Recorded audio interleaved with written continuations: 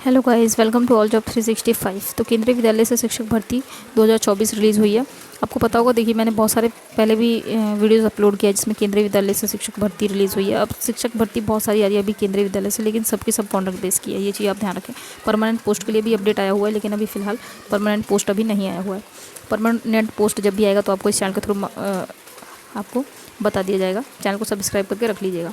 बाकी जो अभी जो वैकेंसी आई है ये प्योरली कॉन्ट्रैक्ट बेस की वैकेंसी है। जो भी अभी केंद्रीय विद्यालय से जितने भी वैकेंसीज आप देख रहे हैं सभी की सभी कॉन्ट्रैक्ट बेस की है।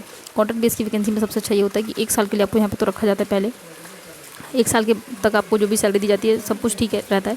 1 साल के बाद अगर कोई परमानेंट टीचर आ जाता है तो आपको यहाँ पे हटना पड़ता है। नहीं आता है अगर परमानेंट टीचर तो आपको यहाँ पे अगले साल के लिए रिन्यू कर दिया जाता है। तो आपको पता ही अभी तो 2022 में वैकेंसी जब से आई थी परमानेंट, उसके बाद कोई वैकेंसी आई ही नहीं है। बहुत सारे पद खाली है। जितनी ज़्यादा वैकेंसी आ रही है इसके हिसाब से आप समझिए कि वो सारे पद खाली हैं, इसीलिए कॉन्ट्रैक्ट बेस की वैकेंसी आ रही है। तो आप इसलिए अब कॉन्ट्रैक्ट बेस की वैकेंसी में अगर आप यहाँ पे शिक्षक बनते हैं केवीएस में, और केवीएस का आपका एक्सपीरियंस होता है, और बाद में जब परमानेंट वैकेंसी आती है और जब केवीएस में आपका परमानेंट जॉब के लिए आप जब वहाँ पे जाते हैं इंटरव्यू के लिए, तो बहुत ही ज़्यादा आपको फ़ायदा मिलने वाला है इसका। बहुत ही ज़्यादा आपका डेमो से लेकर के इंटरव्यू से लेकर के सब कुछ क्लियर हो जाएगा जब आप केंद्रीय विद्यालय में पढ़ाएंगे। तो इसीलिए अगर ये वैकेंसी आपके आसपास की होगी तो प्लीज़ इसको अप्लाई ज़रूर करें, और यहीं पे कहीं और प्राइवेट स्कूल में पढ़ाने से अच्छा है कि आप यहाँ पे जॉब करें। तो चलिए, सारी इन्फॉर्मेशन के लिए वीडियो को लास्ट तक देखिएगा और लाइक शेयर जरूर करें। तो चलिए स्टार्ट करते हैं इस वैकेंसी को। तो यहाँ पे सबसे पहले सब्जेक्ट देखेंगे हम कि कौन से सब्जेक्ट के लिए कौन से पोस्ट में वैकेंसी है। पीजीटी के लिए यहाँ पे साइंस कंप्यूटर साइंस की वैकेंसी है। कंप्यूटर अनुदेशक के लिए यहाँ पे प्राथमिक शिक्षक की भी पीआरटी के लिए भी यहाँ पे वैकेंसी है। इसके बाद संगीत है, नृत्य है, प्रशिक्षण, खेल है, खेल कूद है। इसके बाद कला प्रशिक्षण है, योगा के लिए है, शैक्षिक काउंसलर यानी कि काउंसलर की जो वैकेंसी होती है उसके लिए है, बाल वाटिका टीचर के लिए भी यहाँ पे वैकेंसी है, स्पेशल एजुकेटर के लिए भी वैकेंसी है, स्पोकन इंग्लिश शिक्षक के लिए भी है यहाँ पे, ठीक है। इसके बाद यहाँ पे टीजीटी में भी है जिसमें कि हिंदी, इंग्लिश, गणित, संस्कृत, विज्ञान, सामाजिक विज्ञान, इतने सारे पोस्ट में वैकेंसी है। यहाँ पे पीजीटी का भी है यहाँ पे, और पीजीटी में यहाँ पे इंग्लिश है, इतिहास है, राजनीतिक विज्ञान है, वाणिज्यिक है, अर्थशास्त्र है, भूगोल है, हिंदी है, गणित है, भौतिकी विज्ञान है, रसायन विज्ञान, जीव विज्ञान। तो काफ़ी सारी वैकेंसी यहाँ पे ज़रूर आवेदन करें अगर आपके आसपास की वैकेंसी है। तो अभी हम देख लेते हैं कि ये वैकेंसी कहाँ से रिलीज़ हुई है, ठीक है। थोड़ा सा छोटा कर लेते हैं। पहले हम ये देख लेते हैं कि इंटरव्यू की डेट क्या है। इंटरव्यू का जो डेट होगा आपका, जो अगर आप यहाँ इसमें पीजीटी में इन सभी पोस्ट के लिए अप्लाई करना चाहते हैं तो आपका इंटरव्यू होगा यहाँ पे 12 अगस्त को सुबह 8 बजे का टाइमिंग है। पहले पहुँच जाए 8 बजे से आधे घंटे पहले आप पहुँच जाए वेन्यू पे।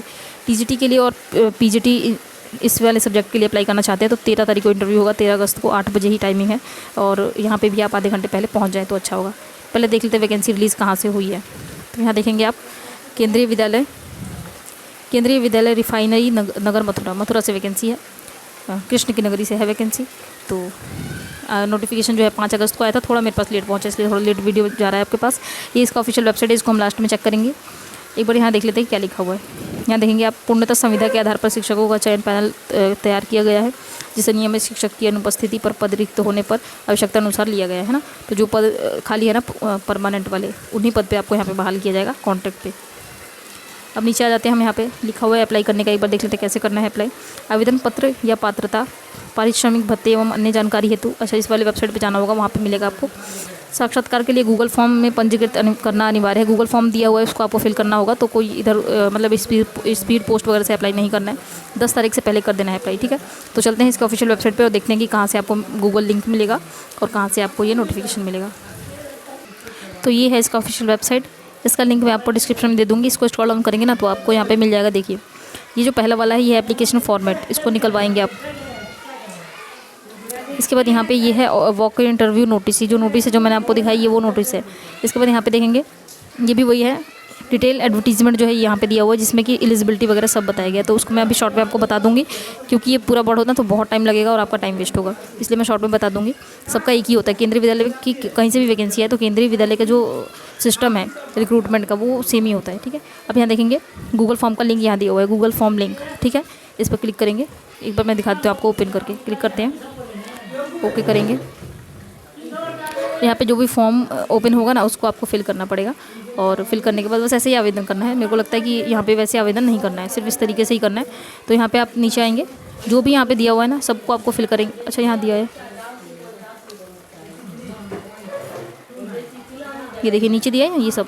यहाँ पे ईमेल आईडी डालेंगे, यहाँ पे पर्सनल कॉन्टैक्ट नंबर डालेंगे, जो भी यहाँ पे मांगे सब कुछ डालने के बाद यहाँ से नेक्स्ट करते जाएंगे। यहाँ से नेक्स्ट करते जाएंगे। जब पूरा फॉर्म फिलअप हो जाएगा तो यहाँ पे आएगा सबमिट का ऑप्शन, यहाँ से सबमिट कर देंगे। इस तरीके से आपको अप्लाई करना होगा। ठीक है, हम वापस चलते हैं और एक बार मैं आपको शॉर्ट में दिखा देती हूँ कि आपको यहाँ पे जो है एलिजिबिलिटी क्या होने वाली है। एक बार इसको फिर से डाउनलोड करके हम देख लेते हैं इसको। ठीक है, ये देखिए ये है प्रॉपर, वो जो था वो वैसे वही वाला है, ये भी नोटिस है। तो बाकी सब मैंने आपको बता ही दिया है। यहाँ पे देखिए ये सब एलिजिबिलिटी है, तो जल्दी जल्दी हम एक बार कवर कर लेते हैं। पीजीटी के लिए अगर किसी भी पोस्ट के लिए अप्लाई करना चाहते हैं तो आप यहाँ पे 2 साल का इंटीग्रेटेड पोस्ट ग्रेजुएशन अगर आपने एमएससी किया है तो अप्लाई कर सकते हैं। और मास्टर डिग्री अगर आपने किया है किसी भी यूनिवर्सिटी से 50% के साथ तो भी अप्लाई कर सकते हैं। सब्जेक्ट यहाँ पे देख लेंगे, जैसे अगर आप इंग्लिश के लिए अप्लाई करें, ये पूरा सब दिया हुआ है, लेकिन अपना जो सब्जेक्ट है ना वो उसी के हिसाब से देखेंगे। अगर इंग्लिश के लिए अप्लाई कर सकते तो इंग्लिश होना चाहिए, हिंदी के लिए अप्लाई करना चाहते तो हिंदी या संस्कृत आपने पढ़ा होना चाहिए अपने मास्टर में। ये सभी वही दिया हुआ है, आप देख लीजिएगा कि कौन सा सब्जेक्ट के लिए कौन सा पढ़ा होना ज़रूरी है। यहाँ पे आप खुद से चेक कर लीजिएगा इसको डाउनलोड करके। अब इसमें साथ में बीएड होना चाहिए और हिंदी और इंग्लिश में पढ़ाने की प्रोफिशिएंसी, हिंदी और इंग्लिश में पढ़ाना आपको आना चाहिए। आजकल कहीं पे भी अगर आप जा रहे हैं प्राइवेट में पढ़ाने या फिर केवीएस में, तो खासकर इंग्लिश मीडियम ही है, तो इंग्लिश में अच्छे से आपको आना चाहिए। Candidate having only special BEd are not eligible, जिन्होंने सिर्फ स्पेशल वाला बीएड किया है वो लोग यहाँ पे फॉर्म नहीं भर सकते हैं। ठीक है, कंप्यूटर की नॉलेज होगी तो अच्छा है, नहीं होगी तो कोई दिक्कत नहीं है यहाँ पे। अब यहाँ देखेंगे पीजीटी के लिए कंप्यूटर साइंस में अगर आपने 50% के साथ किया है ग्रेजुएशन अगर पोस्ट ग्रेजुएशन लेवल दिया है, अगर आप यहाँ पे पोस्ट ग्रेजुएशन किया है यहाँ पे 50% के साथ तो अप्लाई कर सकते हैं। बी या बीटेक किया है तो भी अप्लाई कर सकते हैं। बी बीटेक किसी भी स्ट्रीम से किया है पोस्ट ग्रेजुएशन में, post graduation diploma in computer में आपने कोई भी डिप्लोमा किया है पोस्ट ग्रेजुएशन से तो अप्लाई कर सकते हैं। एमएससी किया है कंप्यूटर साइंस से तो भी अप्लाई कर सकते हैं। एमसीए कोर्स से तो भी अप्लाई कर सकते हैं। बीएससी किया है कंप्यूटर साइंस से या बीसीए कोर्स से तो भी अप्लाई कर सकते हैं। तो बहुत सारे यहाँ पे मिल जाते हैं आपको। ठीक है, इसमें बीएड नहीं लगेगा। अगर आपने ये वाला कोर्स किया ना, ये 1 ईयर का कोर्स होता है, ये भी तो भी अप्लाई कर सकते हैं। ये वाला कोर्स है तो भी अप्लाई कर सकते हैं। नीचे आ जाते हैं टीजीटी के पोस्ट के लिए। टीजीटी पोस्ट में अगर आपने इंटीग्रेटेड वाला कोर्स किया है जिसमें कि बीए प्लस बीएड होता है तो अप्लाई कर सकते हैं 50% के साथ। अगर आपने सिंपल अलग से बीए किया है और अलग से बीएड किया है तो भी अप्लाई कर सकते हैं। यहाँ पे सब्जेक्ट कॉम्बिनेशन देख लीजिएगा, इंग्लिश वाले ने इंग्लिश पढ़ा होना चाहिए 3 साल अपने ग्रेजुएशन में, हिंदी वाले ने हिंदी पढ़ा होना चाहिए, सोशल साइंस वालों ने इन सभी में से पढ़ा होना चाहिए, इन सभी सब्जेक्ट में से कोई 2। ठीक है, तो ये सब चेक कर लीजिएगा आप खुद से। इसके साथ ही बीएड होना चाहिए और सीटेट पेपर 2 होना चाहिए। आपको पता है टीजीटी में पेपर सीटेट लगता है, तो सीटेट पेपर 2 आपका क्वालिफाई होना चाहिए। Important instructions to candidate for the post of train graduate teacher. अच्छा, यहाँ पे एक और नोट दिया हुआ है, हिस्ट्री में 50% होना चाहिए, ज्योग्राफी में 50% होना चाहिए। इसको आप देख लीजिएगा। ठीक है, ये कोई खास मैंडेटरी नहीं है। और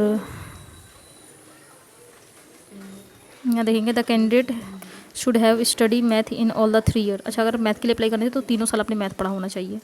2 सब्जेक्ट आउट ऑफ, और इन सभी में से 2 सब्जेक्ट भी आपके साथ में होने चाहिए। मैथ तो 3 साल पढ़ा होना चाहिए और इन सभी में से सब्जेक्ट में से 2 सब्जेक्ट होना ज़रूरी है। तो यहाँ बहुत सारा दिया है, इसका आप देख लीजिए। प्राइमरी टीचर का देख लेते हैं। प्राइमरी टीचर में आपका 12वीं पास होना चाहिए और 2 साल का डीएलएड किया तो अप्लाई कर सकते हैं। अगर आपने 12वीं के साथ बीएलएड भी किया तो भी अप्लाई कर सकते हैं। इसमें सीटेट पेपर 1 लगेगा आपका। ठीक है, इसके बाद बाल वाटिका टीचर में आपका एनटीटी कोर्स अगर आपने किया है, नर्सरी टीचर ट्रेनिंग बच्चे को पढ़ाने वाला, तो अप्लाई कर सकते हैं। 12वीं क्लास के साथ 50% मार्क्स होना चाहिए।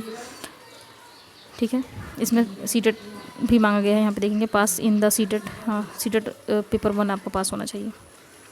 म्यूज़िक टीचर में म्यूज़िक की वैकेंसी अगर होगी तो देख लीजिएगा। म्यूज़िक से अगर आपने 12वीं पास किया और म्यूज़िक का अलग से कोई डिप्लोमा किया है, सर्टिफिकेट लिया है या बैचलर म्यूज़िक में किया है तो भी अप्लाई कर सकते हैं। कंप्यूटर इंस्ट्रक्टर के लिए वही बीए बीटेक या फिर आपने बीएससी किया है, एमएससी किया है तो अप्लाई कर सकते हैं। बीएससी के साथ एमसीए बीसीए कोर्स जो होता है वो किया है तो अप्लाई कर सकते हैं। काउंसलर का था, अगर काउंसलर का वैकेंसी है तो काउंसलर में आपका बीए होना चाहिए, साइकोलॉजी से बीए होना चाहिए या फिर डिप्लोमा काउंसलिंग का आपके पास होना चाहिए। योगा टीचर में आपने ग्रेजुएशन सिंपल योगा से किया है तो अप्लाई कर सकते हैं। अगर आपने कोई डिप्लोमा भी किया है योगा का और सिर्फ ग्रेजुएशन किया है सिंपल तो भी अप्लाई कर सकते हैं। आर्ट कोच का तो मेरे ख्याल से वैकेंसी नहीं है। गेम के लिए है, गेम का देख लेते हैं। डिप्लोमा फ्रॉम NISS, अगर इससे डिप्लोमा किया है तो अप्लाई कर सकते हैं। इसके अलावा यहाँ पे स्टेट लेवल गेम ये मतलब और में दिया है, ये भी किया है आपने तो कर सकते हैं। कोचिंग एक्सपीरियंस भी होना चाहिए आपके पास। Candidate having above qualification and BPEd, ये क्वालिफिकेशन के साथ आपने अगर बीपीएड किया है या एमपीएड किया है तो भी अप्लाई कर सकते हैं। बीपीएड एमपीएड तो लोग करते हैं तो अप्लाई कर सकते हैं। कंप्यूटर इंस्ट्रक्टर का तो मैंने आपको बता दिया है आपको। तो सारी इन्फॉर्मेशन यहाँ पे क्लियर हो गई है। लिंक इस वेबसाइट का मैंने डिस्क्रिप्शन में दे दिया, आप एक बार चेक कर लीजिएगा। और वीडियो अच्छी लगी तो प्लीज़ लाइक कीजिए। सारी इन्फॉर्मेशन आपको अगर मिली है और आपको लगता है कि वीडियो से आपको कोई भी हेल्प हो रहा है तो प्लीज़ इसको लाइक करके शेयर जरूर कर दीजिए और चैनल को सब्सक्राइब कर लीजिएगा। इस तरीके का अपडेट आपको चैनल के थ्रू मिलता रहेगा। तो चलिए मिलते हैं अगली वीडियो में, तब तक के लिए जय श्री राधे।